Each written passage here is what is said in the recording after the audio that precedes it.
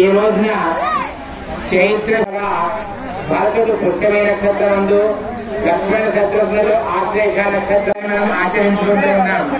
శ్రీరాముడు పుట్టాడు కాబట్టి చేసుకుంటూ ఉన్నాము. అది ఎప్పటి యొక్క కళ్యాణాన్ని ఆ రోజే చేయాలి అని చెప్పి కాబట్టి ఏదో కళ్యాణం వీక్షించి అందరూ కూడా ఎప్పుడు జపించాలి అంటే తర్వాత చూసుకుంటామంటే అది కష్టము. అలాంటి రామ మంత్రాలు మనము చక్కనైనటువంటి రామ మంత్రాన్ని జపిద్దాం. శ్రీరామ్ అంటూనే ఈ యొక్క శుభ సందర్భాన్ని మనమంతా కూడా దీన్ని అందరూ కూడా మనస్సులో ధ్యానించండి, రామనామ జపం చేయండి. జై శ్రీరామ్, జై శ్రీరామ్.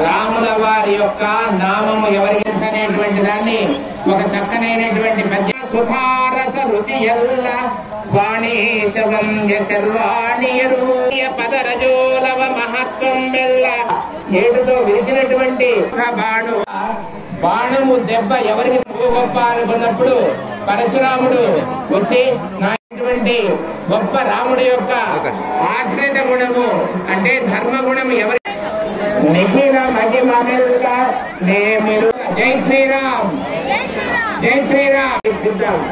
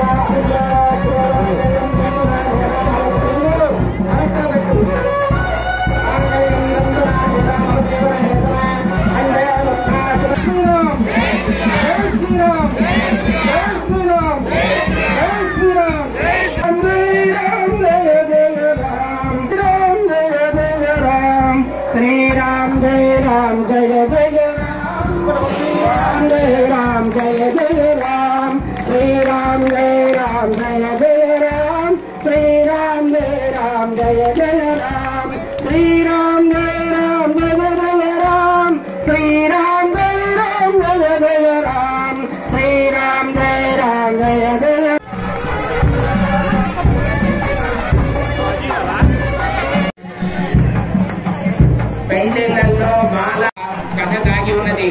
గోదాదేవి తనకు ఇష్టమైనటువంటి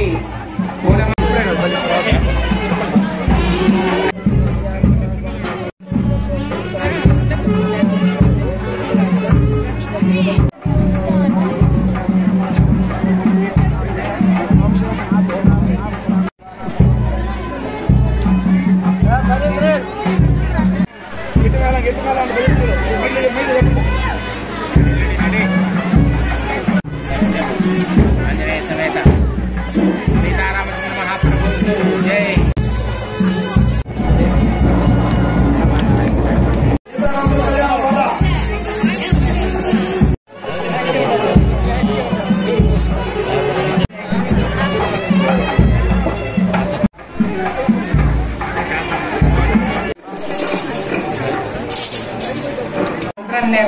పోసుకుంటారు. కేవలం 3 సార్లు ప్లస్ 1 అంతే. దేనికోసం తలంబ్రాలు పోసుకు కావాలి? సంపద అంటే పుత్ర సంపద గాని ధనధాన్య సంపద గాని అన్ని. అందుకోసం పశువులు ఎక్కువగా అభివృద్ధి చెందాలి అని రెండోసారి, దైవ సంబంధమైనటువంటి కర్మలు జరగాలి అని మూడోసారి.